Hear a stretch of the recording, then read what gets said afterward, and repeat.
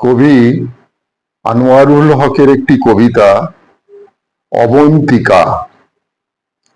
অবন্তিকা একটা মেয়ে, নীল নদের মতো চোখ ছুঁয়ে নামতো পাহাড়ের দুকুল মেখে, ঠিক ঝর্ণার মতো।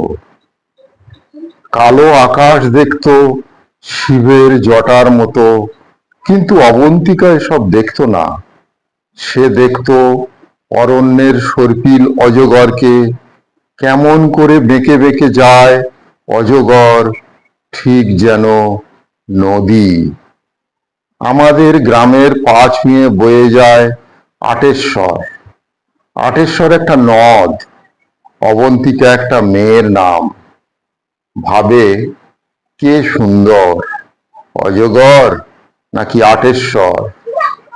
দিন যায়, বেলা যায়, যৌবনও চলে যায়। অবন্তিকা এখন একটা মেয়ে নয়, একজন বিধবা রমণী। অজগরকে মেরেছে শিকারী, আর নদীকে খেয়েছে ইঞ্জিনিয়ার। নদীতে বাঁধ দিয়ে তাকে মেরে ফেলেছে। অবন্তিকা একটা মেয়ে নয়, একজন বিধবা রমণী।